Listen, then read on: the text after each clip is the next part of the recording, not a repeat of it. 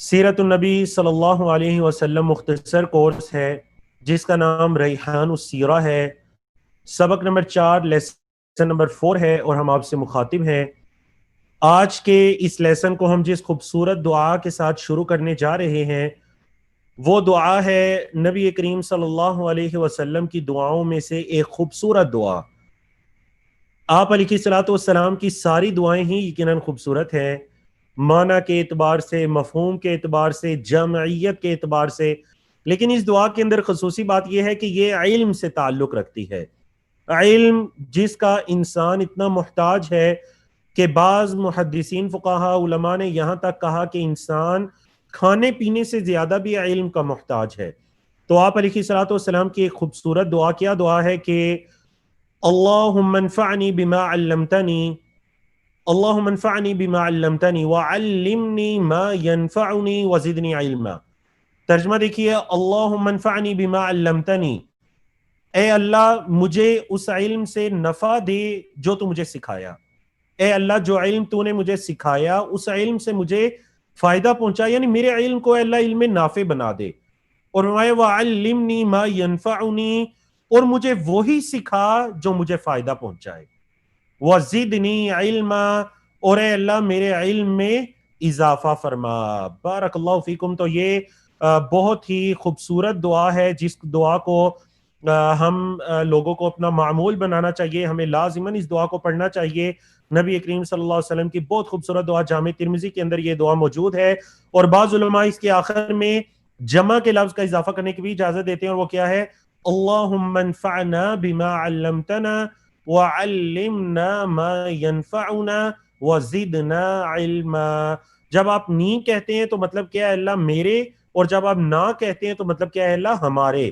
تو کیا دو اللہم انفعنا بما علمتنا وعلمنا ما ينفعنا وزدنا علما۔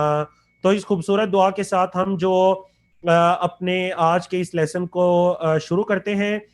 جی، اللہ کے نبی علیہ الصلوۃ والسلام کے بارے میں اللہ رب العزت نے قرآن مجید میں ارشاد فرمایا کہ وَمَا أَرْسَلْنَاكَ إِلَّا رَحْمَةً لِّلْعَالَمِينَ، وَمَا أَرْسَلْنَاكَ إِلَّا رَحْمَةً لِّلْعَالَمِينَ۔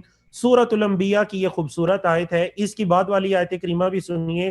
قُلْ إِنَّمَا يُوحَىٰ إِلَيَّ أَنَّمَا إِلَٰهُكُمْ إِلَٰهٌ وَاحِدٌ فَهَلْ أَنْتُمْ مُسْلِمُونَ۔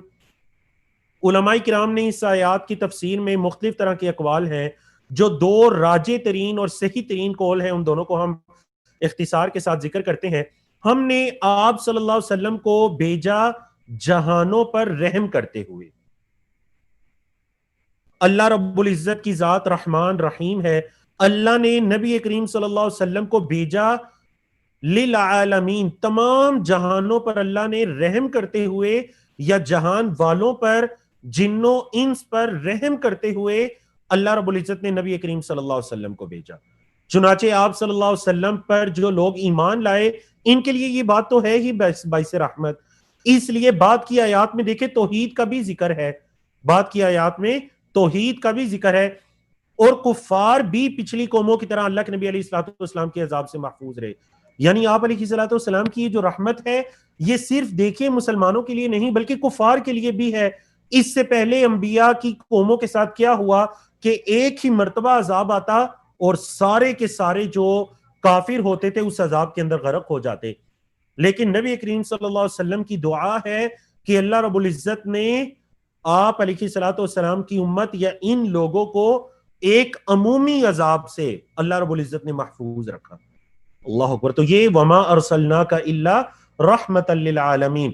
دوسرا جو ہمیں قول ملتا ہے کہ وہ آپ صلی اللہ علیہ وسلم ہی سراپا رحمت ہے، جیسا کہ اللہ رب العزت نے فرمایا بالمؤمنین رؤوف الرحیم، آپ مومنوں کے لیے بڑے مشفق مہربان رحم کرنے والے ہیں، اور آپ کفار پر بھی رحم کرنے والے ہیں۔ اللہ رب العزت نے قرآن مجید میں فرمایا لعلک باخع نفسک الا یکونوا مؤمنین۔ نبی کریم صلی اللہ علیہ وسلم اس چیز کا اتنا غم کھاتے تھے، پریشان ہوتے تھے کہ کیوں یہ لوگ ایمان نہیں لا رہے، حتیٰ کہ اللہ رب العزت کو یہ فرمانا پڑا کہ اے محمد صلی اللہ علیہ وسلم آپ کہیں ان کی فکر میں اپنے آپ کو ہی ضائع نہ کر بیٹھیں۔ اللہ اکبر۔ لعلک باخع نفسک الا یکونوا مؤمنین، کہ وہ ایمان نہیں لا رہے. تو یہ خوبصورت سا لیسن وما ارسلناک الا رحمتا للعالمین. سبق نمبر 4 آج ہم اللہ کی توفیق سے پڑھنے جا رہے ہیں. اس سبق میں ہم نے کیا پڑھنا ہے؟ سب سے پہلی چیز ہم نے اس میں سبق نمبر 3 کی دہرائی کرنی ہے. اور ہمارا یہ طریقہ کار ہے، کوئی بھی لیسن ہم پڑھتے ہیں تو اس سے پہلے پچھلے لیسن کے ہم ریویژن کرتے ہیں تاکہ ہمیں اچھی طرح سے اندازہ ہو جائے کہ پہلے ہم نے کیا پڑھا تھا. سبق نمبر 4 کے آج ہم نے 10 موضوعات بھی پڑھنے ہیں. سبق نمبر 3 کی دہرائی کرنی ہے، ریویژن کرنی ہے. سبق نمبر 4 کے ہم نے 10 موضوعات پڑھنے ہیں اور سیرت سے متعلق آج کا نقطہ تعلیم کیا ہے انشاءاللہ ہم وہ بھی پڑھیں گے آنے والی سلائیڈز کے اندر. ہم دیکھیں گے اور ہمیں آپ کا فیڈ بیک بھی موصول ہوا کہ جو سیرت سے متعلق نقطہ ہے اس کے ذریعے بھی آپ کو سیکھنے سے کچھ نہ کچھ ملتا ہے. تو ہم اللہ سے یہ دعا کرتے ہیں کہ اللہ رب العزت ہمارا یہاں پر رہنا، وقت گزارنا اس کو قبول و منظور فرمائے. جی تو سبق نمبر 3 کی دہرائی کی طرف آتے ہیں. سبق نمبر 3 میں ہم نے کل 10 موضوعات کو پڑھا تھا. 10 موضوعات میرے ساتھ دہرائی کریں. نبی کریم صلی اللہ علیہ وسلم بنو سعد سے مکہ واپس تشریف لاتے ہیں اور پرورش پاتے ہیں. پہلے اپنی والدہ کے پاس، پھر اپنے دادا کے پاس، پھر اپنے چچا حضرت ابو طالب کے پاس. آپ صلی اللہ علیہ وسلم کا پیشہ تو ہم نے 2 طرح کے پیشے بیان کیے. آپ صلی اللہ علیہ وسلم بکریاں بھی چرایا کرتے تھے اور آپ صلی اللہ علیہ وسلم تجارت سے بھی منسلک رہے. آپ صلی اللہ علیہ وسلم کے اسفار کے اندر ہم نے 2 طرح کے سفروں کو بیان کیا کہ آپ 12 سال کی عمر میں اپنے چچا حضرت ابو طالب کے ساتھ شام تشریف لے گئے اور 25 سال کی عمر میں حضرت خدیجہ رضی اللہ تعالیٰ عنہ کا مال تجارت لے کر آپ عرب کے مختلف بازاروں میں گئے. حرب الفجار میں ہم نے ایک جنگ کے بارے میں بیان کیا تھا. آپ صلی اللہ علیہ وسلم کی شادی اور اولاد، جب آپ صلی اللہ علیہ وسلم 25 سال کی عمر میں پہنچے تو حضرت خدیجہ رضی اللہ تعالیٰ عنہ آپ کے نکاح میں آتی ہیں اور آپ کی اولاد، تمام اولاد ایک بیٹے کے علاوہ انہی کے بطن سے تھی.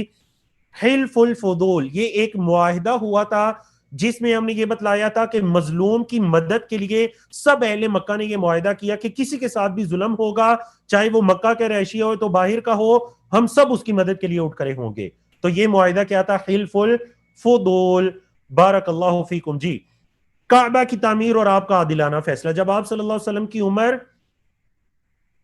35 سال میں پہنچتی ہے تو کعبہ کی تعمیر کا واقعہ پیش آتا ہے اور آپ صلی اللہ علیہ وسلم کا اس میں حجر اسود کو رکھنے پر جو تنازع کھڑا ہوتا ہے اس میں بہترین فیصلہ کرتے ہیں. اور آپ صلی اللہ علیہ وسلم نبوت اور رسالت سے پہلے لوگ آپ کو صادق و امین کہا کرتے تھے. آپ صلی اللہ علیہ وسلم اس کے بعد مزید صادق و امین اللہ کی طرف سے بھی تصدیق ہو گئی، لیکن مکہ کے مشرکین نے اس کو نہیں مانا. اور آج کے لیسن میں انشاءاللہ ہمارا وہ موضوع ہوگا رسول اللہ صلی اللہ علیہ وسلم کی حفاظت. اور آپ صلی اللہ علیہ وسلم 40 سال کی عمر کو پہنچتے ہیں. جی آج الحمدللہ اللہ کی توفیق سے ہم کورس کے 4تھے دن میں ہیں، لیسن نمبر 4 میں ہے، سبق نمبر 4 میں ہے. آج بھی ہم نے 10 موضوعات کو پڑھنا ہے. کون سے 10 موضوعات کو پڑھنا ہے؟ سب سے پہلا موضوع ہے ہمارا نبوت سے پہلے اشارات و بشارات. نبوت سے پہلے بشارات و اشارات. نمبر 2، اللہ کے رسول صلی اللہ علیہ وسلم کے قبل از نبوہ کیا اعمال تھے. وحی الہی آن پہنچی ہے. زوجہ صالحہ یعنی حضرت خدیجہ رضی اللہ تعالیٰ عنہ کی سیرت کو بیان کیا جائے گا. ورقہ بن نوفل کے بارے میں، وحی کی تعریف اور اس کی اقسام کیا ہیں اور اس کی مختلف صورتیں بھی. مکی زندگی کے مختلف مراحل بیان کیے جائیں گے. غیر اعلانیہ دعوت کے 3 سال اور آپ صلی اللہ علیہ وسلم کی دعوت سے اسلام کو قبول کرنے والے خوش نصیب صحابہ کرام. قریش کا گمان اور عدم التفات. مکی اور مدنی صورتوں میں کیا فرق ہے اور ان کے بنیادی مضامین کیا ہیں. بارک اللہ فیکم. جی آج کا ہمارا پہلا موضوع ہم اللہ کے نام سے شروع کرتے ہیں. نبوت سے پہلے بشارات و اشارات. نبی کریم صلی اللہ علیہ وسلم کو نبوت اور رسالت کے منصب پر فائز ہونے سے پہلے کئی ایسے اشارات دیے گئے، بشارتیں دی گئی، ہم انہی کا ذکر کرتے ہیں. نبی کریم صلی اللہ علیہ وسلم کو جب بھی کوئی اشارہ یا بشارت ملتی، آپ صلی اللہ علیہ وسلم مزید تفکر اور تدبر کی جو عبادت تھی، مزید تفکر اور جو تفکر تھا، تدبر تھا، آپ صلی اللہ علیہ وسلم مزید اس میں آگے بڑھ جاتے. بچپن کی عمر میں تھے تو ہم نے اس سے پچھلے سیشن میں بیان کیا کہ نبی کریم صلی اللہ علیہ وسلم جب 12 سال کی عمر میں اپنے چچا ابو طالب کے ساتھ آپ نے شام کا سفر کیا تو وہاں پر بحیرہ راہب نے بھی آپ کے بارے میں مختلف پیشن گوئیاں کی تھیں. وہ بھی یقیناً ایک بشارت تھی، ایک اشارہ تھا. پھر آپ صلی اللہ علیہ وسلم کے بارے میں صحیح مسلم کی حدیث جو آپ کو دکھائی دے رہی ہے، حضرت جابر بن سمورہ کی روایت ہے، کہتے ہیں کہ اللہ کے رسول صلی اللہ علیہ وسلم نے فرمایا انی لا اعرف حجرا بمکہ، میں مکہ میں ایک ایسے پتھر کو جانتا ہوں، کان یسلم علی قبل ان ابعث، وہ میری بعثت سے پہلے مجھے سلام کیا کرتا تھا. اللہ اکبر. میں ایک ایسے پتھر کو جانتا ہوں جو میری بعثت سے پہلے مجھے سلام کیا کرتا تھا. انی لا اعرفہ الان، نبی کریم صلی اللہ علیہ وسلم نے فرمایا میں ابھی بھی اس پتھر کو جانتا ہوں، پہچانتا ہوں. بارک اللہ فیکم. تو یہ بھی ایک اس کے اندر بہت بڑا اللہ کے نبی علیہ الصلوۃ والسلام کے لیے اشارہ ہے، سچے خوابوں کا آنا.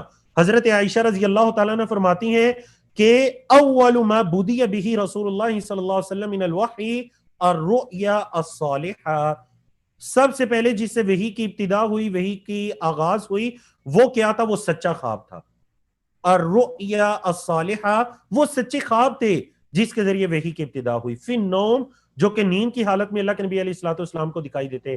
فَكَانَ لَا يَرَى رُؤْيَا إِلَّا جَاءَتْ مِثْلَ فَلَقِ الصُّبْحِ، نبی کریم صلی اللہ علیہ وسلم جو بھی خواب دیکھا کرتے تھے وہ صبح کی روشنی کی طرح بالکل ویسے ہی ہو جایا کرتا تھا. تو دیکھیں اس کے اندر بھی کتنی بڑی بشارت ہے اللہ رب العزت کی طرف سے کہ نبی کریم صلی اللہ علیہ وسلم رات کو نیند کی حالت میں جو خواب دیکھتے ہیں صبح بالکل ویسے ہی ہو جاتا ہے. اللہ اکبر. الحمدللہ یہ بشارات اور اشارات کے بعد اپنے آج کے دوسرے موضوع کی طرف بڑھتے ہیں، اور وہ یہ ہے کہ اللہ کے نبی علیہ الصلوۃ والسلام کے قبل از نبوت کیا اعمال تھے. اللہ کے نبی علیہ الصلوۃ والسلام کے قبل از نبوت کیا اعمال تھے. سب سے پہلا عمل تو اللہ کے نبی علیہ الصلوۃ والسلام خلوت کو اختیار کرتے، اور خاص کر یہ جو اعمال ہیں یہ 40 سال کی عمر میں تو تھے ہی، لیکن نبوت اور رسالت کے منصب پر فائز ہونے سے 3 سال جو پہلے کا عرصہ ہے، 3 سال پہلے کا عرصہ، خصوصاً اس عرصے کے اعمال کہ اللہ کے نبی علیہ الصلوۃ والسلام سے ہی بخاری کی حدیث نمبر 3 ہے، اسی میں ارشاد فرماتے ہیں کہ ثم حبب الیہ الخلا. حضرت عائشہ رضی اللہ تعالیٰ عنہ اس حدیث کی راویہ ہیں، وہ تفصیل سے ان حالات و واقعات کو بیان کرتی ہیں. فرماتی ہیں کہ نبی کریم صلی اللہ علیہ وسلم تنہائی پسند ہو گئے. حبب کا مطلب ہے آپ کے دل میں اس کی محبت ڈال دی گئی کہ آپ صلی اللہ علیہ وسلم لوگوں سے الگ تھلگ تنہائی میں رہنا پسند کرتے، نبوت اور رسالت کے منصب پر فائز ہونے سے پہلے. حدیث کے الفاظ غار ہرا میں اللہ کے نبی علیہ الصلوۃ والسلام اس مقصد کے لیے غار ہرا میں چلے جایا کرتے تھے. وَكَانَ يَخْلُو بِغَارِ حِرَاءٍ فَيَتَحَنَّثُ فِيهِ وَهُوَ التَّعَبُّدُ. اللہ کے نبی علیہ الصلوۃ والسلام غار ہرا میں چلے جاتے اور وہاں پر جا کر خلوت کو اختیار کرتے، اور کئی دن اور راتیں آپ غار ہرا میں گزار دیا کرتے تھے. اللہ اکبر. اپنے گھر والوں سے دور رہتے اور غار ہرا کے اندر اپنے اوقات کو گزارا کرتے. وَيَتَزَوَّدُ لِذَلِكَ زاد راہ سے ہے، فعل ہے یتزود. اللہ کے نبی علیہ الصلوۃ والسلام اپنا جو زاد راہ ہوتا تھا، مطلب جو وہاں پہنچ کر کچھ دن رہ کر آپ نبی کریم صلی اللہ علیہ وسلم خوراک میں کیا استعمال کرتے تھے، وہ اپنی خوراک بھی ساتھ لے کر جایا کرتے تھے زاد. ثم يرجع الى خدیجہ فیتزود لمثلها، پھر حضرت خدیجہ رضی اللہ تعالیٰ عنہ کے پاس آتے اور اتنا ہی مزید سامان لے کر پھر چلے جایا کرتے تھے. حتی جاءہ الحق وهو فی غار حرا، یہاں تک کہ اللہ کے نبی علیہ الصلوۃ والسلام کے پاس حق آن پہنچا اور آپ صلی اللہ علیہ وسلم کہاں پر تھے؟ غار حرا میں. تو یہ اللہ کے نبی علیہ الصلوۃ والسلام کے قبل از نبوت اعمال ہیں. آپ صلی اللہ علیہ وسلم تدبر اور تفکر کی عبادت میں مصروف رہتے. تدبر اور تفکر، آپ کائنات کے بارے میں، کائنات کو پیدا کرنے والے خالق کے بارے میں، مالک رازق کے بارے میں، اللہ رب العزت کے بارے میں نبی کریم صلی اللہ علیہ وسلم تدبر اور تفکر میں مصروف رہتے. اور غار ہرا میں لوگوں سے دور رہنے کا بھی یہی سبب تھا کہ اللہ کے نبی علیہ الصلوۃ والسلام اچھی طرح سے تدبر اور تفکر میں مشغول رہ سکے. اور آپ صلی اللہ علیہ وسلم شرک اور اس وقت جتنی بھی معاشرتی برائیاں تھیں، نبی کریم صلی اللہ علیہ وسلم ان کو شدید ناپسند کیا کرتے تھے. آپ کو تصاویر کے اندر غار ہرا دکھائی دے رہی ہے، جبل نور یا جبل ہرا کے اندر جو غار ہے اس کو غار ہرا کہا جاتا ہے. یہ جو آپ کو رائٹ سائڈ پر پکچر دکھائی دے رہی ہے، یہ الحمدللہ ابھی چند دن پہلے کی پکچر ہے، 2 یا 3-4 ہفتے قبل غار ہرا پر جو کچھ بھی کسی نہ کسی نے لکھا ہوا تھا، اور آپ کے علم میں لوگ کثرت کے ساتھ وہاں پر جاتے ہیں تو کچھ نہ کچھ کسی نے لکھا ہوا تھا. تو گورنمنٹ کی طرف سے ان تمام چیزوں کو بالکل صاف کر دیا گیا. اس کی ویڈیوز موجود ہیں, آپ لوگ دیکھ سکتے ہیں کہ جب وہاں پر مٹی کو اکھاڑا گیا, طرح طرح کے کاغذات اور عجیب عجیب چیزیں وہاں سے دکھائی دیں. تو یہاں پر سوال یہ ہے کہ کیا نبوت اور رسالت کے منصب پر فائز ہونے کے بعد نبی کریم صلی اللہ علیہ وسلم پہلے مکی دور میں رہے, کیا آپ صلی اللہ علیہ وسلم غار ہرا میں گئے یا صحابہ کو یہ ترغیب دلائی؟ پھر اللہ کے نبی علیہ الصلوۃ والسلام مدنی دور شروع ہوتا ہے. مدنی دور میں اللہ کے نبی علیہ الصلوۃ والسلام جب بھی مکہ تشریف لاتے ہیں, فتح مکہ کے موقع پر یا حج عمرے کے موقع پر, تو کیا اللہ کے نبی علیہ الصلوۃ والسلام غار ہرا تشریف لے کر گئے؟ کوئی ایک بھی ایسی حدیث نہیں ملتی. تو اس وجہ سے آپ کہہ لیجئے اس غار میں جانا یا یہاں پر جا کر عبادت کرنا ہے رہنا, اس کی کوئی فضیلت نہیں ہے. اگر ہوتی تو نبی کریم صلی اللہ علیہ وسلم ضرور نبوت اور رسالت کے منصب پر فائز ہونے کے بعد اپنے صحابہ کو اس چیز کی ترغیب دلاتے اور صحابہ کے ذریعے ہم تک یہ بات پہنچتی. بارک اللہ فیکم. اب دیکھیں آج کا ہمارا تیسرا موضوع اور ضروری موضوع وہ کیا ہے کہ وحی الہی آ پہنچی. اللہ اکبر.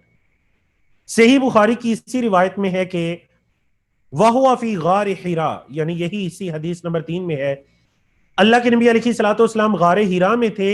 فَجَاءَهُ الْمَلِكُ, ملکو لام کی زبر کے ساتھ ملک, اگر لام کے نیچے زیر پڑھیں گے ملک تو اس کا مطلب بادشاہ, لام کی زبر کے ساتھ فَجَاءَهُ الْمَلَكُ, تو نبی کریم صلی اللہ علیہ وسلم کے پاس فرشتہ آیا. یہاں ملک سے کون مراد ہے؟ جبریل امین مراد ہیں. فقال, اور انہوں نے کہا اقرا, پڑھیے. قال ما انا بقارئ, نبی کریم صلی اللہ علیہ وسلم نے فرمایا میں پڑھنا لکھنا نہیں جانتا, میں پڑھا ہوا نہیں ہوں یا میں پڑھنے والا نہیں ہوں. اسم فاعل. قال, فرماتے ہیں فاخذنی, جبریل امین نے مجھے پکڑا. فغطنی, اور جبریل امین نے مجھے بینچا, اردو میں اس کے لیے بینچا کا لفظ ہے. غطنی مطلب زور کے ساتھ انہوں نے مجھے ڈانپا. حتی بلغ منی الجہد, یہاں تک کہ میری جو قوت اور وسعت تھی اس نے جواب دے دیا. ثم ارسلنی, پھر انہوں نے مجھے چھوڑا. فقال, اور کہا اقرا, پڑھیے. قلت, میں نے کہا ما انا بقارئ, میں پڑھا ہوا نہیں ہوں, میں پڑھا ہوا نہیں ہوں. اللہ اکبر. فاخذنی فغطنی الثانیہ, جبریل امین نے دوبارہ مجھے پکڑا اور ایک مرتبہ مجھے بینچا. حتی بلغ منی الجہد, الجہد کا مطلب کیا ہے؟ الوسع, یہاں تک کہ میری قوت میری وسعت نے جواب دے دیا. ثم ارسلنی, پھر انہوں نے مجھے چھوڑا. فقال, اور کہا اقرا, پڑھیے. قلت, میں نے کہا ما انا بقارئ, میں پڑھا لکھا نہیں ہوں. اب تیسری مرتبہ. فاخذنی, انہوں نے مجھے پکڑا. فغطنی الثالثہ, تیسری مرتبہ انہوں نے مجھے بینچا, انہوں نے مجھے تیسری مرتبہ ڈانپا. ثم ارسلنی, پھر انہوں نے مجھے چھوڑا. اللہ اکبر. فقال, اور کیا فرمایا اس مرتبہ؟ اقرا بسم ربک الذی خلق, خلق الانسان من علق, اقرا وربک الاکرم, پڑھیے اپنے رب کے نام سے جس نے پیدا کیا, انسان کو خون کی ایک پھٹکی سے بنایا. پڑھو اور آپ کا رب بہت مہربان ہے. اکرم اسم تفضیل کا صیغہ اکبر کے وزن پر, آپ کا رب بہت کرم کرنے والا ہے. پڑھیے اقرا وربک الاکرم. تو اگرچہ 5 آیات نازل ہوئی تھی لیکن صحیح بخاری کی یہ جو حدیث ہے اس میں انہی 3 آیات کا ذکر ہے. آگے دیکھیے. فرجع بها رسول اللہ صلی اللہ علیہ وسلم یرجف فؤادہ, اللہ کے نبی علیہ الصلوۃ والسلام واپس تشریف لاتے ہیں. اب جب آپ علیہ الصلوۃ والسلام واپس تشریف لاتے ہیں تو یرجف فؤادہ, نبی کریم صلی اللہ علیہ وسلم کا مبارک دل کانپ رہا تھا یا پھر آپ کا پورا جسم مبارک کانپ رہا تھا. فدخل علی خدیجہ بنت خویلد رضی اللہ تعالیٰ, اللہ کے نبی علیہ الصلوۃ والسلام حضرت خدیجہ کے پاس آئے. فقال, اور فرمایا زملونی زملونی, مجھے کمبل اڑا دو مجھے کمبل اڑا دو. فزملوہ, انہوں نے نبی کریم صلی اللہ علیہ وسلم کو کمبل اڑا دیا. حتی ذہب عنہ الرعع, یہاں تک کہ اللہ کے نبی علیہ الصلوۃ والسلام کی وہ جو کیفیت تھی خوف کی اور دہشت کی کیفیت وہ ختم ہو گئی. فقال علی ختیجہ واخبرها الخبر، تو نبی کریم صلی اللہ علیہ وسلم نے حضرت ختیجہ رضی اللہ تعالیٰ عنہ کو یہ پورا واقعہ سنایا، اور کیا فرمایا؟ فرمایا کہ لقد خشیت وعلی نفسی، اے ختیجہ مجھے تو اپنی جان کا ڈر پڑ گیا ہے۔ اللہ اکبر، اللہ اکبر۔ ہمارا دین دین تعلیم و تعلم ہے۔ کہاں سے پتا چلا؟ دیکھیں پہلی وحی میں اللہ رب العزت نے کتنی مرتبہ پیغام دیا؟ اقرا بسم ربک الذی خلق، خلق الانسان من علق، اقرا وربک الاکرم الذی علم بالقلم علم الانسان ما لم يعلم۔ دو مرتبہ علمہ، دو مرتبہ اقرا۔ تو ہمارا دین تو ہے ہی دین تعلیم و تعلم۔ تعلیم کا مطلب کسی کو سکھانا، تعلم کا مطلب خود سیکھنا۔ تو ہمارا دین تو سیکھنے سکھانے کا نام ہے۔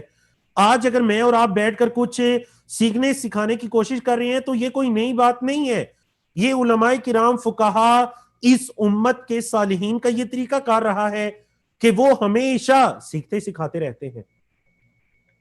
ایک ماں اپنے بچوں کو سکھاتی ہے، ہمارے مسلم گھروں میں بچہ پیدا ہوتا ہے الحمدللہ تو سیکھنے سکھانے کا مرحلہ شروع ہو جاتا ہے، تربیت ہوتی ہے، سکھایا جاتا ہے، سیکھا جاتا ہے۔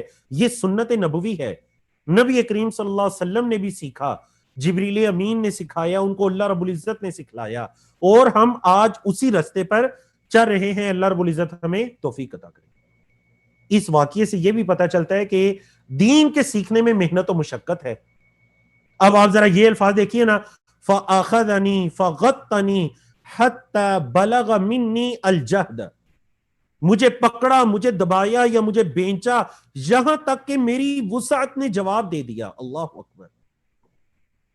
نبی کریم صلی اللہ علیہ وسلم تشریف لاتے ہیں، یرجف فؤادہ، آپ کا جسم مبارک کانپ رہا تھا، دہشت کی وجہ سے بول نہیں، صلی اللہ علیہ وسلم پر کمبل اوڑھ دیا۔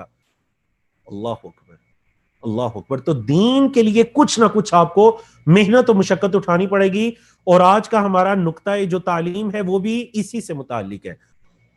جی، سن نبوت اور سن ہجری میں کیا فرق ہے؟ اب دیکھیں یہاں سے سن نبوت کا آغاز ہو گیا۔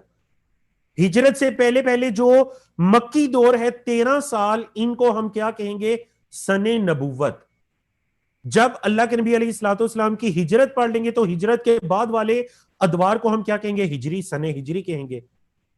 ٹھیک ہے جی، یکم ہجری، دوم ہجری، سوم ہجری، تیسرا، چوتھا، پانچواں، چھٹا سال ہجرت کا۔ لیکن ابھی ان سالوں کو ہم کیا کہیں گے؟ نبوت کے پہلے 3 سال، نبوت کے اگلے 4 سال، نبوت کے اگلے 3 سال، نبوت کے اگلے 3 سال۔ تو ہم ان سالوں کو نبوت کے سال کہیں گے، ہجرت سے پہلے پہلے مکی دور کے سالوں کو۔ تو آپ کو اس سے سن نبوت اور سن ہجری میں فرق پتہ چل جانا چاہیے کہ سیرت کی کتابوں میں سن نبوت سے مراد وہ مکی دور کے 13 سال ہوتے ہیں، اور سن ہجری سے مراد کیا ہوتا ہے؟ مدنی اور اس کے بعد آج تک کے جو ادوار ہیں۔ بارک اللہ فیکم۔ یہاں پر دیکھتے ہیں کہ میری اور آپ کی ام المومنین حضرت ختیجہ بنت خویلد رضی اللہ تعالیٰ عنہ کا کیا کردار ہے؟ نبی کریم صلی اللہ علیہ وسلم کی اس حالت کو دیکھ کر اس صورتحال کے اندر ان کا کیا کردار ہے؟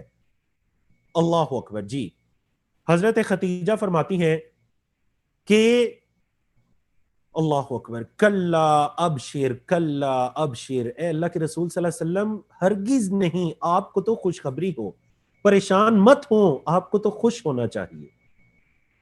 تو یہ نیک بیوی زوجہ صالحہ کی کیا صفات ہوتی ہیں کہ وہ پریشانی کے عالم میں کیا اپنے خامند کو مزید پریشان کرتی ہے۔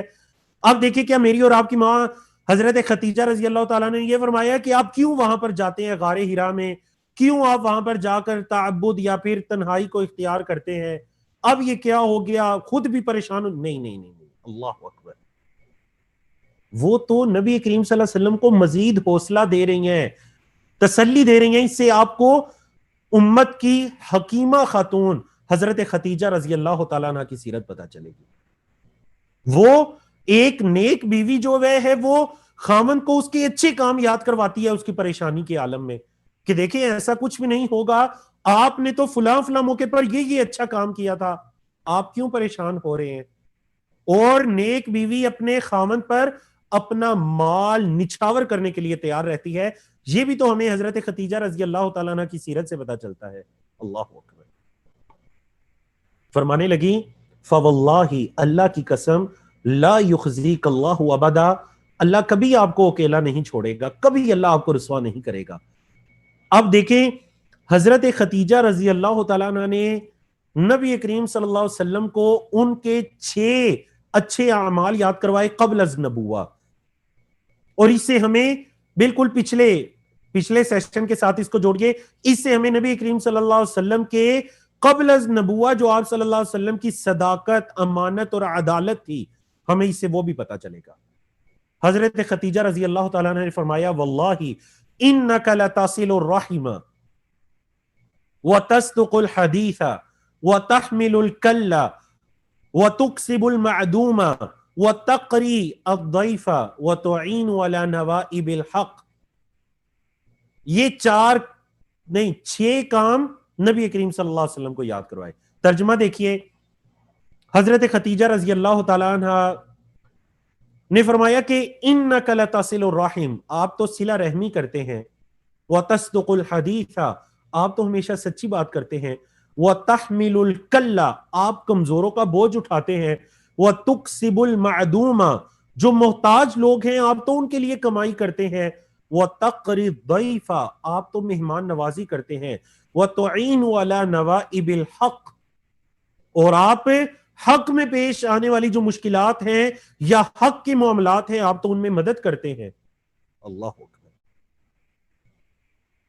بعض علماء نے اس حدیث کی شرح میں کیا کہا کہ 6 کے 6 اعمال دیکھ لیجئے, 6 کے 6 اعمال کا تعلق کس کے ساتھ ہے؟ حقوق العباد کے ساتھ.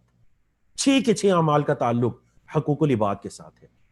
تو دیکھیں وہ لوگ اگر اللہ کے نبی علیہ الصلوۃ والسلام کے پاس اپنی امانتیں رکھواتے, آپ کو صادق اور امین کہتے تھے, تو ویسے نہیں کہتے تھے. پیارے نبی کریم صلی اللہ علیہ وسلم کے بھی تو ایسے اعمال تھے. تصل الرحم, تصدق الحدیث, تحمل الکل, تکسب المعدوم, تقری الضیف او تقری الضیف وتعین علی نوائب الحق. اللہ اکبر. حضرت خدیجہ رضی اللہ تعالیٰ عنہ کا بہترین کردار دیکھیے کہ اللہ کے نبی علیہ الصلوۃ والسلام کو پکڑتی ہیں اور اپنے چچا کے بیٹے ورقہ بن نوفل کے پاس لے جاتی ہیں. یہ ورقہ بن نوفل وہ ہیں جن کے پاس آسمانی کتابوں کا کچھ علم تھا. جا کر کہتی ہیں یبن عمی, اے میرے چچا کے بیٹے, اسمع من ابن اخیک, ذرا اپنے بھتیجے کی بات تو سنیے کہ یہ کیا کہہ رہے ہیں. ورقہ نے فرمایا کہ یبن اخی ماذا ترى, اے میرے چچا کے بیٹے بتلاؤ کہ کیا آپ نے دیکھا, کیا کہتے ہیں. فَأَخْبَرَهُ رسول اللہ صلی اللہ علیہ وسلم خبر ما رأى, نبی کریم صلی اللہ علیہ وسلم نے جو کچھ دیکھا تھا اس کو بیان کر دیا. فقال له ورقہ, ورقہ نے کیا فرمایا, هذا الناموس الذي نزل اللہ علی موسیٰ, یہ تو وہی رازدان فرشتہ ہے جو اللہ رب العزت حضرت موسیٰ علیہ السلام پر جس کو اللہ نے نازل کیا تھا. اللہ اکبر. ناموس, ناموس اس رازدان مشیر کو کہتے ہیں جس کو ایک راز دے کر دوسری جگہ بھیجا جاتا ہے. تو جبریل امین, ہم ان کے نام کے ساتھ امین, قرآن مجید میں انہیں امین کہا گیا. کیوں؟ کیونکہ آپ اللہ کے پیغام کو نبی کریم صلی اللہ علیہ وسلم تک پہنچانے میں حد درجے امانت سے کام لینے والے ہیں. امین. اللہ اکبر. هذا الناموس الذي نزل اللہ علی موسیٰ. پھر کیا ورقہ نے ایک پیشن گوئی کی, یا لیتنی فیہا جذعا, کاش کہ میں اس وقت جوان ہوتا. یا لیتنی اکون حیا, کاش کہ میں اس وقت زندہ ہوں. اذ یخرج کا قوموں کا, جب آپ کی قوم آپ کو نکالے گی. کاش کہ میں اس وقت جوان ہوں. اذ یخرج کا قوموں کا, جب آپ کی قوم آپ کو نکالے گی. اللہ کے نبی علیہ الصلوۃ والسلام نے یہ الفاظ سنے تو فرمایا او مخرجیہم, یا ضمیر لگی اصل میں تھا مخرجینا, نون گر گیا اضافت کی وجہ سے, تو کیا ہو گیا, 2 یا مل کر او مخرجیہم, کیا وہ مجھے نکالیں گے. نبی کریم صلی اللہ علیہ وسلم نے تعجب کیا, گویا کہ آپ صلی اللہ علیہ وسلم یہ فرما رہے ہوں کہ مجھے وہ صادق اور امین سمجھتے ہیں, کیا وہ مجھے نکالیں گے. اللہ اکبر. قال نعم, ورقہ نے کہا ہاں. لم یأتی رجل قط بمثل ما جئت به الا عودیا, کیونکہ جو بھی آپ جیسا پیغام لے کر آیا ہے اس کے ساتھ دشمنی کی گئی ہے، فعل مجہول، عودی من العداوہ، عداوت سے اس کے ساتھ دشمنی کی گئی ہے، اور کہنے لگے وَإِن يُدْرِكْنِي يَوْمُكَ أَنْصُرْكَ نَصْرًا مُؤَزَّرًا، اور اگر مجھے تیرا وہ دن مل گیا جس دن تیری قوم کے لوگ تجھے نکالیں گے تو میں ضرور تیری مدد کروں گا. اللہ اکبر. لیکن اس کے بعد کچھ عرصہ گزرا تو ورقہ بن نوفل جو تھے ان کی وفات ہو جاتی ہے اور وہی کچھ عرصے کے لیے موقوف رہتی ہے. تو یہ ہمارا آج کا 5واں موضوع تھا. چھٹے موضوع کی طرف آتے ہیں. وحی کیا کس کو کہتے ہیں؟ لفظی اعتبار سے وحی کے کئی ایک معنی ہے، ہم اس تفصیل میں نہیں جانا چاہتے. لفظی اعتبار سے وحی اشارہ کے معنی میں، الہام کے معنی میں، کئی ایک معنی میں استعمال ہوتی ہے. ہم اصطلاحی تعریف کرتے ہیں اور ایک جامع تعریف ذکر کی گئی کہ جس پر اکثر علماء کا کلام متفق ہو، وہ کیا ہے کہ جو پیغام، وہی اس پیغام کو کہتے ہیں جو اللہ اپنے انبیاء کی طرف نازل کرتا ہے، وہی اس پیغام کو کہتے ہیں. علماء کرام وحی کی 2 اقسام بیان کرتے ہیں، ایک وحی مطلوب ہے اور ایک وحی غیر مطلوب. دیکھیں یہ وحی کی قسمیں ہیں، وحی کی صورتیں آگے آ رہی ہیں. وحی مطلوب اور وحی غیر مطلوب. مطلوب تلا یتلو سے اسم مفعول، مطلوب کا مطلب تلاوت کی گئی وحی، یعنی کہ قرآن مجید. قرآن مجید وہ وحی ہے جو کہ تلاوت کی جاتی ہے، اور اس کی حفاظت کا ذمہ کس نے لیا؟ اللہ رب العزت نے. اور اس کے ایک ایک حرف کے بدلے میں اللہ کتنی نیکیاں عطا کرتا ہے؟ 10 نیکیاں عطا کرتا ہے. دوسری وحی کی قسم ہے وحی غیر مطلوب، جس کو تلاوت نہیں کیا جاتا، اور وہ کیا ہے؟ وہ اللہ کے نبی علیہ الصلوۃ والسلام کی احادیث ہے. جیسا کہ اللہ رب العزت نے خود ارشاد فرمایا کہ وَمَا يَنطِقُ عَنِ الْهَوَىٰ إِنْ هُوَ إِلَّا وَحْيٌ يُوحَىٰ. نبی کریم صلی اللہ علیہ وسلم اپنی خواہشات سے کوئی بات نہیں کہتے، وہ تو جو بھی کہتے ہیں وہ اللہ کی طرف سے وحی ہوتی ہے. ان ہوا الا وحی، وہ نہیں ہوتا مگر وحی. کون سی وحی؟ یوحا، جو وحی اتاری جاتی ہے. تو انہی آیات سے سورۃ النجم کی علماء کرام نے، مفسرین نے یہ استدلال کیا کہ احادیث بھی اللہ رب العزت کی وحی ہے، لیکن یہ وحی غیر مطلوب ہیں، ان کی تلاوت نہیں کی جاتی اور ان کے ہر حرف کے بدلے میں 10 نیکیاں نہیں ملتی. تو یہ وحی کی 2 بنیادی اقسام ہو گئیں. وحی کی اگر ہم صورتوں کو بیان کرنا چاہیں، امام ابن قیم رحمہ اللہ نے اپنی کتاب زاد المعاد، جس کا ذکر بھی نقطۂ تعلیم میں تفصیلاً کر دیا گیا، وحی کی مختلف اقسام یا صورتوں کو ذکر کیا گیا. اچھا، بعض علماء نے یہ جو اب 6 صورتیں ذکر کی جانے والی ہیں، بعض علماء نے اس کو وحی کی اقسام کہا، ٹھیک ہے جی، اور بعض علماء نے اس کو وحی کی صورتیں کہا. دونوں باتیں بالکل درست ہیں. وحی کی ایک صورت یہ ہے کہ سچا خواب آتا، اور یہ وحی کی سب سے اولین صورت تھی جس بارے میں حدیث مبارکہ ذکر کر دی گئی. وحی کی ایک صورت یہ ہے کہ فرشتہ آپ کے دل میں کوئی بات ڈال دیتا. فرشتہ آپ کے دل میں کوئی بات ڈال دیتا. تیسری صورت یہ ہے کہ فرشتہ انسانی شکل میں آپ سے آ کر مخاطب ہوتا اور آپ صلی اللہ علیہ وسلم اس سے کہی گئی بات کو یاد کر لیتے. اس صورت میں بعض اوقات صحابہ کرام بھی فرشتے جبریل امین کو دیکھا کرتے تھے. چوتھی وحی کی صورت کیا ہے کہ ایک لوہے کی موٹی زنجیری کو اگر کسی چٹان پر رگڑا جائے تو کیسی آواز پیدا ہوگی؟ جیسی آواز پیدا ہوگی ایسی آواز پیدا ہوتی، اور وہ اللہ رب العزت کا پیغام ہوتا تھا، اور یہ سب سے شدید ترین صورت ہو جاتی. حضرت عائشہ رضی اللہ تعالیٰ نے فرماتی ہیں کہ شدید سردی کے موسم میں نبی کریم صلی اللہ علیہ وسلم کا مبارک جسم پسینے سے بھر جایا کرتا تھا. آپ صلی اللہ علیہ وسلم اگر کبھی اونٹنی پر بیٹھے ہوئے ہیں اور وحی کی یہ والی صورت ہے تو وہ بوجھ کے ساتھ وہ اونٹنی زمین کے ساتھ لگ جاتی تھی. پانچویں وحی کی صورت کیا ہے کہ فرشتے کو اس کی اصلی صورت میں دیکھتے، وہ اللہ کا پیغام آپ کو سناتا، اور ایسا 2 مرتبہ ہوا. اور چھٹی صورت کیا ہے جو کہ اسراء اور معراج کے موقع پر آیا ہمارے انشاءاللہ آپ کہہ لیجئے 7ویں سیشن کے اندر جا کر جس کا، یا 6 سیشن کے اندر جا کر جس کا ذکر آئے گا کہ اللہ رب العزت حجاب میں رہ کر نبی کریم صلی اللہ علیہ وسلم سے باقاعدہ گفتگو کرتے. تو یہ وحی کی مختلف قسموں کو بیان کیا گیا. جی یہاں پر ایک سوال یہ ہے کہ اگر کوئی انسان یہ کہتا ہے کہ میرے پاس فرشتہ اللہ کا پیغام لے کر آیا، فرشتہ آیا اس سے مراد یعنی اللہ کا پیغام لے کر آیا، یا کوئی یہ کہے کہ مجھے غیب سے کوئی آواز سنائی دی ہے، یا کوئی یہ کہے کہ اللہ مجھ سے ہم کلام ہوا ہے، تو کیا اس کی بات یہ درست ہے؟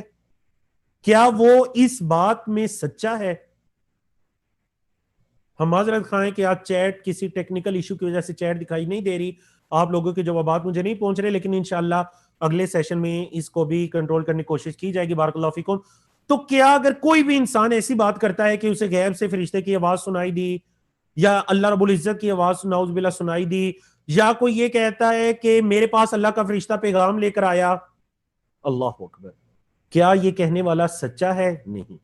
سچا تو دور کی بات، وہ انسان تو نہ صرف جھوٹا ہے بلکہ وہ جس نبوت کے رسالے کو، نبوت کے دروازے کو، رسالت کے جس دروازے کو اللہ رب العزت نے بند کر دیا، خاتم النبیین کے ساتھ اس پر مہر لگا دی، وہ تو اس پر نقب زنی کرنے والا ہے، اس نبوت کے دروازے میں سوراخ کرنے والا ہے، اس کو نقصان پہنچانے والا ہے. کیوں؟ اسے بتلایا جائے گا کہ اللہ کا پیغام لے کر جو فرشتے ہیں وہ انبیاء رسول کے علاوہ کسی کے پاس نہیں آیا کرتے. جبریل امین کسی کے پاس پیغام لے کر نہیں آیا کرتے نبی کریم صلی اللہ علیہ وسلم یا انبیاء اور رسول کے علاوہ، اور وہ سلسلہ اللہ رب العزت نے قیامت تک کے لیے بند کر دیا. بارک اللہ فیکم. تو یہ چیز، اس چیز کا ادراک ہونا چاہیے. آج کا ہمارا 7واں موضوع، اختصار کے ساتھ اس کو مکمل کرتے ہیں. وہ موضوع یہ ہے کہ مکی زندگی کو ہم مختلف مراحل کے اندر تقسیم کرتے ہیں. اب ہم الحمدللہ مکی دور پڑھنے جا رہے ہیں آج بھی، اور آنے والے سیشن، آنے والے 3 جو ہماری نشستیں ہوگی ان میں بھی. دیکھیں دعوتی اعتبار سے، دعوتی اعتبار کا کیا مطلب ہے؟ دعوتی اعتبار کا مطلب ہے کہ نبی کریم صلی اللہ علیہ وسلم نے جو دین اسلام کی دعوت لوگوں تک پہنچائی. دعوتی اعتبار سے ہم اس کو 3 مراحل میں تقسیم کر سکتے ہیں. کون کون سے؟ یکم نبوت سے لے کر 3 نبوت تک یہ غیر اعلانیہ دعوت. ٹھیک ہے جی. بعض لوگوں نے کہا کہ خفیہ دعوت، خفیہ نہیں، جو علماء کرام کہتے ہیں جن الفاظ میں زیادہ احتیاط ہے آپ کہیں غیر اعلانیہ دعوت، خفیہ دعوت نہیں بلکہ غیر اعلانیہ. سن 4 نبوت سے لے کر 7 نبوت تک کا جو مرحلہ ہے اعلانیہ دعوت. سن 10 نبوت سے 13 نبوت تک کا جو مرحلہ ہے مکہ سے باہر قبائل کو دین اسلام کی دعوت. تو یہ 3 مراحل ہو گئے ہمارے سامنے. اگر ہم دعوتی اعتبار سے ہٹ کر عمومی طور پر مکی دور کو مراحل میں تقسیم کرنا چاہیں تو 4 مراحل میں تقسیم کر سکتے ہیں. 3 تو یہی ہیں جو آپ کے سامنے بیان کیے گئے. چوتھا ایک مرحلہ آتا ہے سن 7 نبوت سے لے کر 9 نبوت تک کا، یہ جو 3 سال ہیں شعب ابی طالب کے اندر جو اللہ کے نبی علیہ الصلوۃ والسلام کا بائیکاٹ کر کے، آپ کے خاندان کا بائیکاٹ کر کے آپ کو محصور کر دیا گیا تھا. اور انشاءاللہ آنے والے سیشنز کے اندر اس کا تفصیل کے ساتھ ذکر آ رہا ہے. بارک اللہ فیکم. یہاں پر ہم ایک پول لیتے ہیں تاکہ دیکھتے ہیں آپ لوگ ماشاءاللہ کتنا ایکٹیو ہمارے ساتھ موجود ہیں. جی پول ہمارے سامنے یہ ہے کہ آپ کے چچا ابو طالب کے ساتھ جب آپ صلی اللہ علیہ وسلم نے شام کا سفر کیا تو تب آپ صلی اللہ علیہ وسلم کی عمر کتنی تھی؟ جی میں آپ کے سامنے پول لانچ کرنے کی کوشش کر رہا ہوں. جی الحمدللہ پول لانچ ہو گیا. آپ صلی اللہ علیہ وسلم کی عمر مبارک کتنی تھی؟ چاروں آپشن پڑھ کر جواب دینا ہے. 15 سال، 25 سال، 12 سال یا 11 سال. چاروں آپشن پڑھ کے درست جواب دیجئے. مجھے دکھائی دے رہا ہے کہ کچھ لوگ بغیر پڑھے آپشن کو سلیکٹ کر رہے ہیں. جب آپ پڑھ کر جواب دیتے ہیں، آپ یوٹیوب پر سن رہے ہیں، فیس بک پر سن رہے ہیں، کمنٹس کے اندر جواب دیجئے. سوال ہے کہ جب آپ صلی اللہ علیہ وسلم نے اپنے چچا ابو طالب کے ساتھ شام کا سفر کیا تھا قبل از نبوت تو آپ کی عمر مبارک کتنی تھی؟ 15 سال، 25 سال، 12 سال یا 11 سال؟ الحمدللہ 77% لوگوں کی طرف سے درست جوابات موصول ہوئے، جن کی تعداد بن رہی ہے 450 کے قریب. لیکن 74 کا کیا مطلب ہے کہ ابھی بھی 27، 26 ابھی بھی ایسے لوگ ہیں جن کی طرف سے 27% جن کی طرف سے درست جواب موصول نہیں ہو رہے. کیوں؟ شاید وہ جلدی سے، حالانکہ آپ کے علم میں آج کے لیسن میں بھی میں نے 2 مرتبہ اس چیز کو ذکر کیا کیونکہ مجھے پتا تھا میں نے آگے چل کر آپ سے سوال کرنا ہے. تو بارک اللہ فیکم. یہاں پر میں پولنگ کو روکتا ہوں، 1 منٹ کا ٹائم گزر چکا.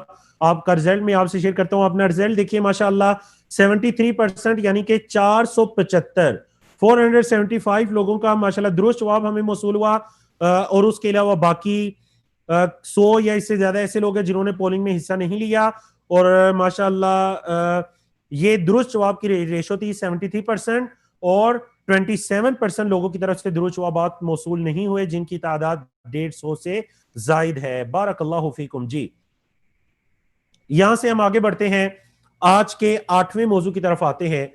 آج کا 8واں موضوع ہے غیر اعلانیہ دعوت کے 3 سال اور آپ صلی اللہ علیہ وسلم کی دعوت سے اسلام قبول کرنے والے خوش نصیب صحابہ کرام رضی اللہ عنہم۔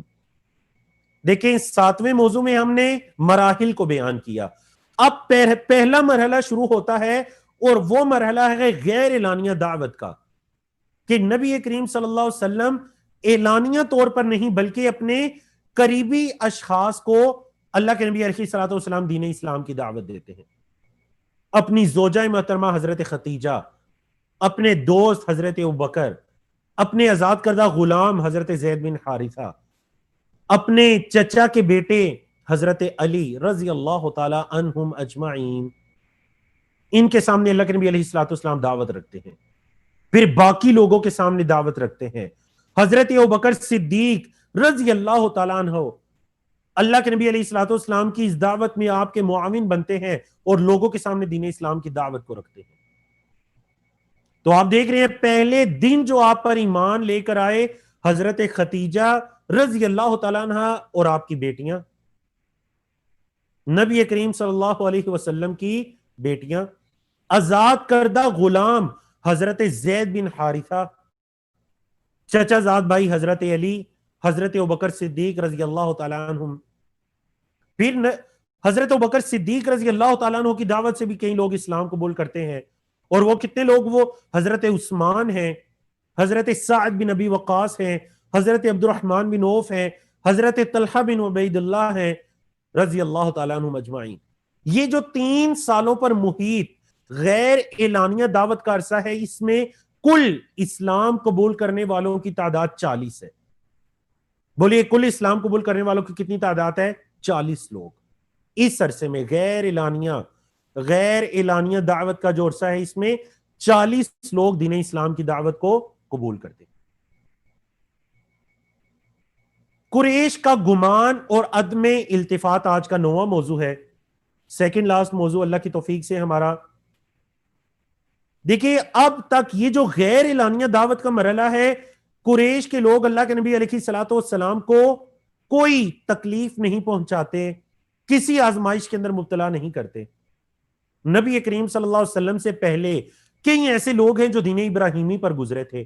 دین ابراہیمی حضرت ابراہیم علیہ السلام کا دین، اور وہ کیا تھا؟ وہ اللہ کی توحید تھی، اللہ کے ساتھ کسی کو شریک نہ ٹھہرانا، ظلم نہ کرنا، شرک اور دیگر معاشرتی برائیوں کو ناپسند کرنا۔ کئی ایسے لوگ عرب کے اندر گزر چکے ہیں۔ حضرت امیہ بن ابی سلط ہیں، قس بن ساعدہ ہیں، زید بن عمر بن نفیل ہیں، اور بعض نے جو قس بن ساعدہ ہیں انہی کو ورقہ بن نوفل نے کہا، اور بعد نے کہا نہیں وہ الگ شخصیت ہے ورقہ بن نوفل۔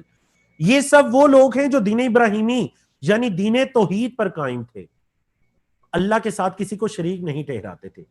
مکہ کے لوگوں نے یہ سمجھا کہ محمد صلی اللہ علیہ وسلم نے بھی کبھی ہمارے ان معبودان باطلہ، کبھی ان کی عبادت نہیں کی، کبھی شرک نہیں کیا، کبھی اس کی دعوت نہیں دی، کبھی کوئی نظر و نیاز ایسا کچھ بھی نہیں کیا، تو شاید کہ ہمارے یہ جو بتیجے ہیں، ہمارے یہ بیٹے محمد صلی اللہ علیہ وسلم، یہ بھی ان لوگوں کی طرح دین ابراہیمی پر ہیں جو شرک کو ناپسند کرتے ہیں، اور جو باقی ہیں توحید کو پسند کرنے والے ہیں۔ انہوں نے تو یہ سمجھا کہ نا آپ کو؟ تو اس وجہ سے قریش کے لوگوں نے بالکل بھی اللہ کے نبی علیہ الصلوۃ والسلام کو نہ کوئی نقصان پہنچایا اور نہ ہی آپ صلی اللہ علیہ وسلم کو کوئی تکلیف دی۔ ٹھیک ہے جی، بارک اللہ فیکم، بالکل بھی تکلیف نہیں دی۔ انہوں نے کہا کہ محمد صلی اللہ علیہ وسلم بھی شاید ان کی طرح ہے۔ اب قریش کو تو نہیں پتا تھا جب اعلانیہ اللہ رب العزت کی طرف سے حکم ہوگا تو آنے والے دنوں میں کیا ہونے جا رہا ہے۔ تو کہنے کا مقصد ہے جو غیر اعلانیہ دعوت کا مرحلہ ہے، اس میں قریش نے بالکل بھی اللہ کے نبی علیہ الصلوۃ والسلام کی طرف توجہ نہیں دی۔ یہاں پر آج کا آخری اور 10واں موضوع ہے، باقی جو انشاءاللہ غیر اعلانیہ اور اعلانیہ مرحلہ ہے، انشاءاللہ آنے والے سیشن کے اندر اس کا تفصیل کے ساتھ ذکر آئے گا.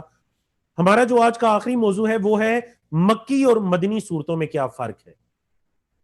اگر یہاں پر چیٹ ہوتی تو میں آپ سے پوچھتا، لیکن اگر آپ لوگ کمنٹس میں جواب دے سکتے ہیں تو بتائیے مکی اور مدنی صورتوں میں کیا فرق ہے. مکی اور مدنی صورتوں میں کیا فرق ہے. دیکھیں یہاں پر جو عام طور پر آپ کہہ لیجئے جو لوگوں میں بات مشہور ہے وہ یہی ہے کہ جو صورتیں مکہ میں نازل ہوئی وہ مکی کہلائیں گی، جو مدینہ میں نازل ہوئی وہ مدنی کہلائیں گی. عام لوگوں کے اندر تو بالکل یہی ہے، جو مکہ میں نازل ہوئی وہ مکی اور جو مدینہ میں نازل ہوئی وہ مدنی. لیکن نہیں، یہ تعریف درست نہیں ہے. تو جانیے درست تعریف کیا ہے. جی درست تعریف ہے ہمارے پاس کہ جو ہجرت سے قبل نازل ہوئیں وہ مکی کہلائیں گی اور جو ہجرت کے بعد نازل ہوئیں وہ مدنی کہلائیں گی. سمجھا گیا جی؟ جو ہجرت سے پہلے نازل ہوئیں وہ مکی صورتیں کہلائیں گی اور جو ہجرت کے بعد نازل ہوئیں وہ مدنی صورتیں کہلائیں گی. ٹھیک ہے جی، ان تعریفوں کو بالکل درست کر لیجئے. اگر ہم دیکھیں کہ مکی صورتوں کے کیا مضامین ہیں تو اس میں توحید ہے، شرک کی نفی ہے، اس کا رد ہے، دین اسلام کی دعوت ہے، البعث بعد الموت یعنی قیامت کے دن کے عقیدے کو بیان کیا گیا، عقیدہ آخرت اور ایمانیات کا ذکر ہے. مکہ کے لوگ مشرکین تھے، زیادہ ضرورت تھی کہ انہیں ایمان کی طرف، اللہ کی توحید کی طرف، قیامت کے دن اور اس دن کا ڈر دل میں ہونا، اس چیز کی طرف لایا جائے. تو مکی صورتوں کے مضامین آپ کو عمومی طور پر یہ دکھائی دیں گے. اگر ہم دیکھیں کہ مدنی صورتوں کے کیا مضامین ہیں تو ان میں کثرت کے ساتھ احکام و مسائل کو بیان کیا گیا. آپ سورۃ البقرہ کو دیکھ لیجئے، اس میں نماز، روزہ، جہاد، نکاح، طلاق، زکوٰۃ، سود، لین دین، تجارت، ان تمام معاملات کو تفصیل کے ساتھ بیان کیا گیا مدنی صورتوں میں، یعنی ہجرت کے بعد. اب جب اللہ کے نبی علیہ الصلوۃ والسلام ایک اسلامی سٹیٹ کی اور پہلی اسلامی سٹیٹ کی بنیاد رکھنے جا رہے ہیں تو زیادہ ضرورت اس امر کی کہ احکام و مسائل اور ہر طرح کا جو معاملہ ہے اس کے بارے میں دین اسلام کے اندر رہنمائی کی جائے. نبی کریم صلی اللہ علیہ وسلم سے کئی مرتبہ سوال ہوتا، نبی کریم صلی اللہ علیہ وسلم اللہ رب العزت کی وحی کا انتظار کیا کرتے تھے. اللہ رب العزت وحی کے ذریعے سے اس معاملے کو واضح کر دیا کرتے تھے. یہ سب کیا ہے؟ یہ کس دور کا ہے؟ یہ مدنی دور میں ہوا کہ اس میں کثرت سے احکام و مسائل آپ کو صورتوں کے اندر دکھائی دیں گے. اگرچہ توحید بھی ہے، باقی مضامین بھی ہے، لیکن جب عمومی طور پر بات کی جاتی ہے تو کثرت کے ساتھ کن مضامین کو آپ مدنی صورتوں میں دیکھتے ہیں اور کثرت کے ساتھ کن مضامین کو آپ مکی صورتوں میں دیتے ہیں. بارک اللہ فیکم. یہاں پر ایک اور ہم مزید پول لیتے ہیں، آپ لوگ ذرا مزید ایکٹیو ہو کر بیٹھ جائیں. جی یہاں پر ہم پول لیتے ہیں اور وہ پول یہ ہے، ذرا آپ نے توجہ کے ساتھ سوال کو سننا ہے کہ مکی دور کو ہم دعوت کے اعتبار سے، میں عمومی بات نہیں کر رہا، مکی دور کو دعوت کے اعتبار سے ہم کتنے مراحل میں تقسیم کرتے ہیں. درست جواب کا انتخاب کیجئے. مکی دور کو دعوت کے اعتبار سے، میں بار بار کہہ رہا ہوں دعوتی اعتبار سے، میں عمومی بات نہیں کر رہا، دعوتی اعتبار سے نبی کریم صلی اللہ علیہ وسلم نے جو دین اسلام کی دعوت لوگوں کے سامنے رکھی. ابھی ہم نے آپ کو یہ غالباً 7ویں موضوع میں یہ پڑھایا، تو دیکھتے ہیں آپ لوگ کتنے ایکٹیو ہو کر ہمارے ساتھ موجود ہیں. ماشاءاللہ 300 سے زیادہ لوگوں کی طرف سے درست جواب موصول ہو چکا ہے الحمدللہ. لیکن دوسری طرف اگر دیکھیں تو 80 لوگوں کی طرف سے غلط جواب بھی موصول ہو رہا ہے. 100 سے زیادہ لوگوں کی طرف سے غلط جواب ہے، لیکن الحمدللہ 450 450 کے قریب لوگوں کی طرف سے ہمیں درست جواب موصول ہوا. بارک اللہ فیکم.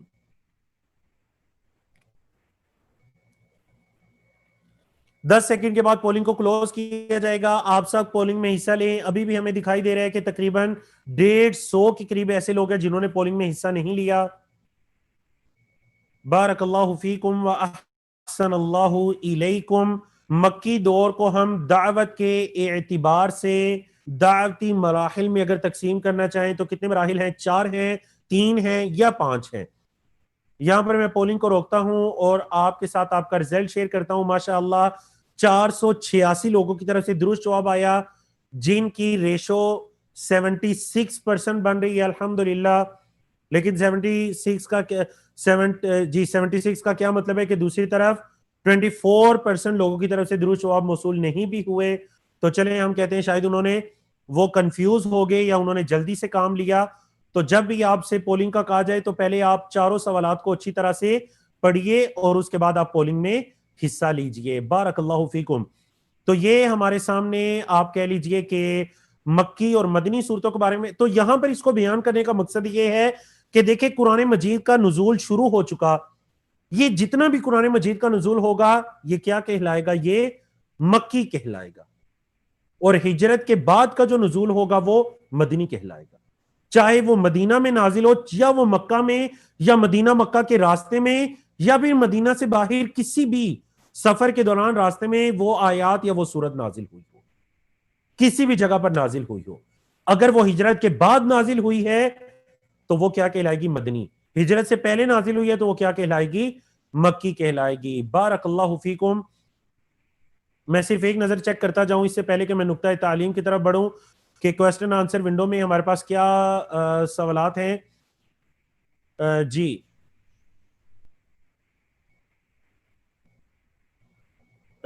تو ریپیٹ کرنے کے بارے میں کہا گیا تو ریپیٹ انشاءاللہ آخر میں ہم آج کے لیسن کو ریپیٹ بھی کریں گے. یا پھر ورقہ بن نوفل کے بارے میں کہا گیا تو دیکھیں یہی جو کتاب ہے زاد المعاد، ابن قیم رحمہ اللہ نے اس کتاب میں ورقہ بن نوفل کے بارے میں انہوں نے راجے یہی قرار دیا ہے کہ ان کو ہم دین ابراہیمی پر مانیں گے، اور وہ نبی کریم صلی اللہ علیہ وسلم کو جو انہوں نے یہ الفاظ کہے کہ میں تیری ہر حال میں مدد کروں گا، یہ گویا کہ اللہ کے نبی علیہ الصلوۃ والسلام پر ایمان لانا تھا. ٹھیک ہے جی. یہ ابن قیم رحمہ اللہ کی تحقیق کے مطابق یہ ہے. باقی اس مسئلے کے اندر کہیں ایک تفاصیل بھی موجود ہے. جی تو ماشاءاللہ ہمارے پاس 2-3 منٹ کا ٹائم باقی ہے. آج کا خوبصورت نقطہ تعلیم دیکھیے، سیرت سے متعلق آج کا نقطہ تعلیم.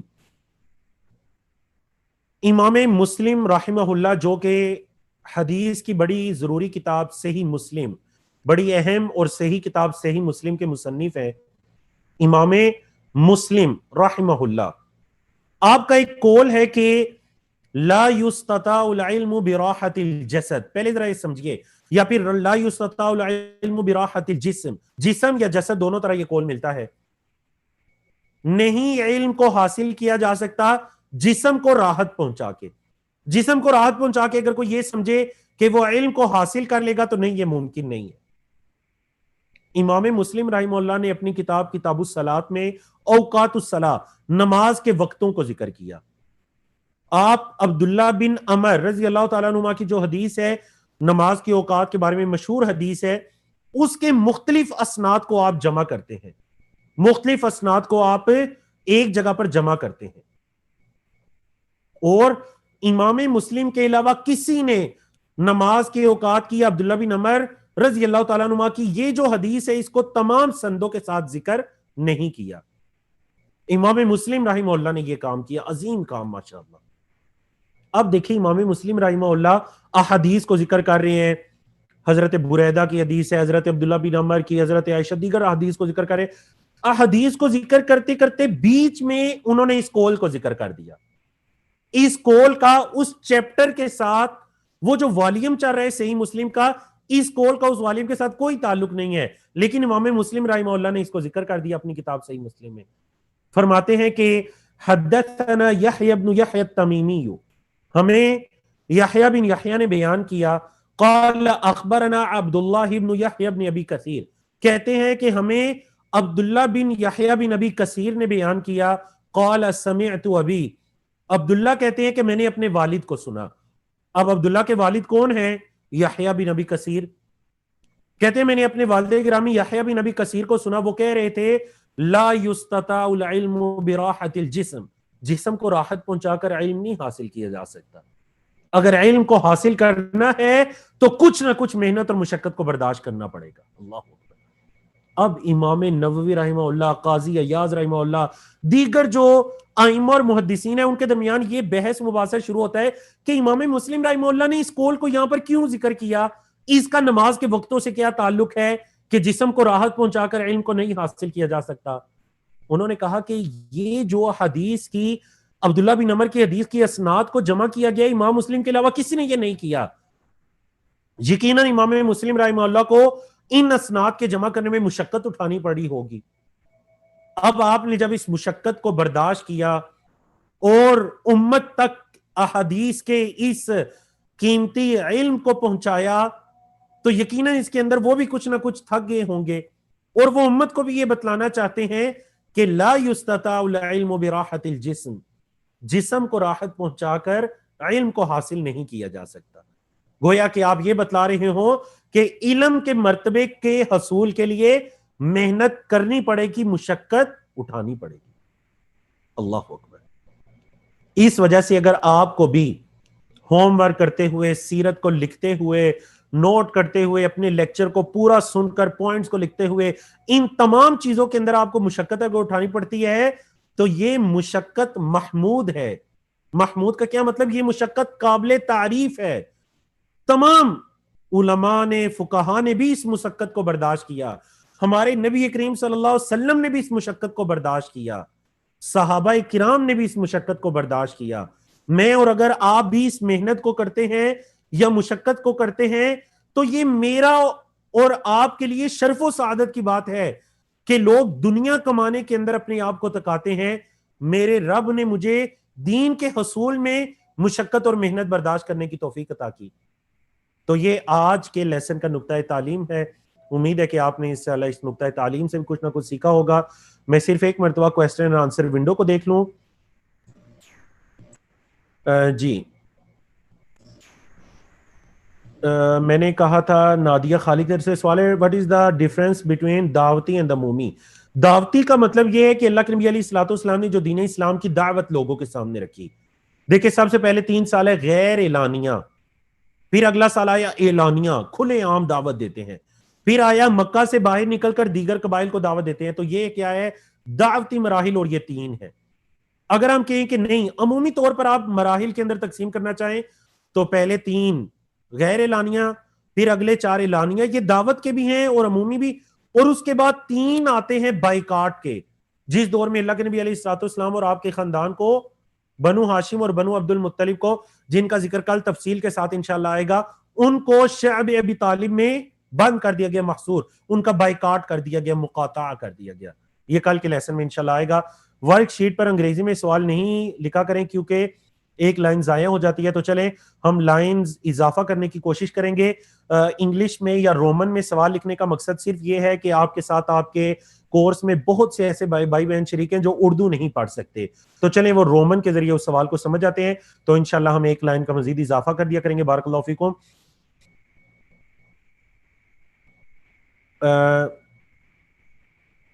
جی بٹ یہاں بتایا ہے کہ آپ نے 2 بار ہی جبریل امین کو دیکھا اصل شکل میں.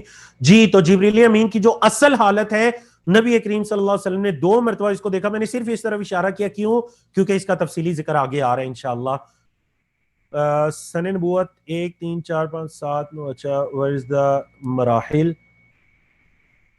مراحل کے بارے میں آپ پوچھ رہے ہیں تو مراحل کے بارے میں میں نے ابھی دوبارہ تفصیل کے ساتھ بیان کر دیا الحمدللہ. But I missed it. جی کیا یہ عمر حدیث سے ثابت ہے؟ عباس علی پتہ نہیں اب کس عمر کی بات کر رہے ہیں، کیا یہ عمر حدیث سے ثابت ہے؟ اور امت الرحیم جزاکم اللہ خیرن، جی بارک اللہ فیکم. کیا آپ کے چچا ابو طالب نے اسلام قبول کیا تھا؟ تو یہ جو سوال ہے آپ اس کے بارے میں خود ریسرچ کیجئے، حدیث کی کتب میں دیکھیے، صحیح بخاری، صحیح مسلم، جامع ترمذی، تمام کتابوں کے اندر اس سوال کا جواب موجود ہے. آپ اس بارے میں اچھی طرح سے تحقیق کیجئے. جی امیہ بن ابی سلط نے کیا آپ کی بعثت کے بعد ایمان قبول کیا تھا؟ تو نہیں، آپ دین ابراہیمی پر ہی تھے اور دین ابراہیمی پر ہی آپ کی وفات ہوئی تھی. پرنٹ نکالے میں ثانی تھے. جی گزارش ہے کہ سلائیڈز پہلے بھیجیں. ہاں جو آپ یہ کہہ رہے ہیں نا یاور حسین صاحب ہے کہ سلائیڈز پہلے بھیج دیا کریں، ہم معذرت چاہتے ہیں، اصل میں سلائیڈ اس وجہ سے پہلے آپ کو ورک شیٹ بھیج دی جاتی ہے، ٹھیک ہے؟ تو وہ جو ورک شیٹ ہوتی ہے نا آپ اس کو پرنٹ کر لیا کریں. اور ہمارا بس یہ مقصد ہے کہ جب ٹیچر پڑھا رہے ہوں تو آپ کے لیے ایک انٹرسٹنگ بات ہو کہ آنے والا موضوع کیا ہے اور اس موضوع میں ہم نے کیا لکھنا ہے یا کیا پڑھنا ہے. صرف اس وجہ سے سبق کے بعد فوراً آپ سے اسی رات میں جو سلائیڈز ہیں وہ شیئر کر دی جاتی ہیں اور سبق سے پہلے آپ کے ساتھ نوٹ بک جو ہے وہ شیئر کر دی جاتی ہے. اسی پر ٹیم کا اتفاق ہوا گا اور ہمارے کورس میں انشاءاللہ ہم اسی طریقے کو آگے لے کر چلیں گے. اور آپ انشاءاللہ 12 دن جب مکمل ہوں گے تو آپ خود کہیں گے 12 دن کی 12 ورک شیٹ بھی ہمارے پاس ہیں, 12 دن کی 12 سلائیڈز بھی ہمارے پاس ہیں, 12 دن کے 12 یوٹیوب کے لنکس بھی ہمارے پاس ہیں, اور 12 آڈیو بھی ہمارے پاس ہیں. انشاءاللہ آپ خود اس بات کا اقرار کریں گے. نبی اور رسول میں ڈیفرنس تو یہ ہم نے ممتاز حسین صاحب ہم نے بیان کر دیا تھا, نبی اور رسول میں کیا فرق ہے. پچھلے سیشن کا آپ لیکچر سنیے, اس میں بیان ہوا تھا. اردو میں الفاظ کوئی بھی سمجھا دیا کریں, کچھ الفاظ نہیں سمجھ آتے. جی میں کوشش کروں گا انشاءاللہ. میں نے پڑھا تھا حضور صلی اللہ علیہ وسلم بے ہوش ہو گئے تھے, کیا یہ صحیح ہے جبری کو دیکھ کر؟ تو نہیں, بے ہوش تو ہمیں کسی یعنی اسی صحیح بخاری کی حدیث کے اندر بے ہوشی کا واقعہ نہیں ملتا, البتہ خوف کا عالم ملتا ہے. جی ورقہ بن نوفل حضور کے چچا نہیں تھے, حضرت ختیجہ کے چچا تھے, حضرت ختیجہ کے چچا تھے. لیکن آپ یہاں پر ایک عرب کا معاملہ دیکھیے نا, کہ زوجہ کے چچا ہیں لیکن نبی کریم صلی اللہ علیہ وسلم کو بھی وہ اپنے بھتیجے کہہ رہے ہیں. حالانکہ ان کی بھتیجی تو حضرت ختیجہ ہیں, سکی بھتیجی, لیکن وہ کس کو, وہ نبی کریم صلی اللہ علیہ وسلم کو بھی یبن اخی, میرے بھائی کا بیٹا, نبی کریم صلی اللہ علیہ وسلم کو بھی چچا کے بیٹے کہہ رہے ہیں. حالانکہ وہ نبی کریم صلی اللہ علیہ وسلم کے چچا نہیں تھے, حضرت ختیجہ کے چچا تھے. بارک اللہ فیکم. نبی کریم صلی اللہ علیہ وسلم کی شادی کے وقت عمر 25 سال تھی, کیا یہ صحیح حدیث ہے؟ جی بالکل 25 سال تھی آپ صلی اللہ علیہ وسلم کی عمر. البتہ جو حضرت ختیجہ رضی اللہ تعالیٰ عنہ کی عمر ہے 40 سال, اس بارے میں علماء کی دیگر تحقیقات بھی ہیں. بعض کہتے ہیں کہ نہیں 40 سال نہیں, اس سے کم عمر تھی. تو میں نے کہا کہ جس کو اکثر سیرت نگاروں نے جس کو راجح کہا وہ 40 سال کی عمر ہے, گرچہ علماء کی باقی تحقیقات بھی اس میں موجود ہیں. بارک اللہ فیکم. چلیں الحمدللہ ہمارا ٹائم بھی تقریباً 7 منٹ اوپر ہو چکا ہے. میں معذرت چاہتا ہوں, اور باقی جن کے سوالات رہ گئے ہیں میں ان سے بھی معذرت چاہتا ہوں. لیکن الحمدللہ تقریباً تمام سوالات ہو گئے. میں دیکھ رہا ہوں کہ جو سوال رہ چکے ہیں وہ یہ سب وہی سوال ہیں جن کا لیکچر کے اندر ذکر گزر چکا ہے. شاید آپ لیٹ آئے ہیں یا لیکچر اچھی طرح سے نہیں سن پائے, تو انشاءاللہ جب یہ لنک آپ کے ساتھ شیئر کیا جائے گا تو آپ یوٹیوب سے دوبارہ اس کو ایک مرتبہ لیکچر کو سنے گا, تو امید ہے کہ جو اشکار رہ چکے ہوں گے وہ بھی کلیئر ہو جائیں, اور اگر نہیں تو پھر بھی میں آپ کے واٹس ایپ گروپ میں موجود ہوں, آپ مجھ تک وہ سوال پہنچا سکتے ہیں. لیکن پہلی آپشن یہی ہے کہ آپ کا لیکچر میں وہ سوال گزر چکا ہے. بارک اللہ فیکم. کفارہ مجلس کی ہم دعا پڑھتے ہیں, بلکہ اس سے پہلے آج کے سبق کے تمام موضوعات کو دہرا لیجئے. نبوت سے پہلے بشارات اور اشارات کے بارے میں ہم نے پڑھا. اللہ کے رسول صلی اللہ علیہ وسلم کے قبل از نبوت اعمال, وحی الہی آن پہنچی, زوجہ صالحہ یعنی نیک بیوی کی کیا علامات ہیں, اور حضرت ختیجہ رضی اللہ تعالیٰ عنہ ورقہ بن نوفل کے بارے میں وحی کی تعریف اور اقسام اور اس کی صورتیں, مکی زندگی کے مختلف مراحل, غیر اعلانیہ دعوت کے 3 سال اور آپ صلی اللہ علیہ وسلم کی دعوت سے اسلام قبول کرنے والے خوش نصیب صحابہ کرام, اور حضرت ابوبکر صدیق رضی اللہ تعالیٰ عنہ کی دعوت سے اسلام قبول کرنے والے خوش نصیب صحابہ کرام. قریش کا گمان اور عدم التفات, مکی اور مدنی صورتوں میں کیا فرق ہے اور ان کے بنیادی مضامین کیا ہیں. تو اللہ رب العزت کی توفیق سے آج ہم نے ان 10 موضوعات کے ذریعے اللہ کے نبی علیہ الصلوۃ والسلام پر جو وحی کا مرحلہ شروع ہوتا ہے ہم نے اس کی ابتدا کی. انشاءاللہ آنے والے 3 جو سیشن ہے, کل پرسوں کا بھی اور اس کے بعد اگلے ہفتے میں جمعے کا سیشن بھی انشاءاللہ مکی دور کا رہے گا. اس کے بعد ہم مدنی دور کو شروع کریں گے اللہ رب العزت کی توفیق سے. تو الحمدللہ ہمارے کل موضوعات کی تعداد 30 ہو چکی ہے. باقی ہمارے 70 موضوع ہیں جو آنے والے سیشنز کے اندر ہم کلیئر کریں گے. تو آپ سب میرے ساتھ کفارہ مجلس کی دعا پڑھیے. سبحانک اللہم و بحمدک اشہد ان لا الہ الا انت استغفرک و اتوب الیک. اقول قولی ھذا استغفر اللہ لی ولکم ولسائر المسلمین من کل ذنب.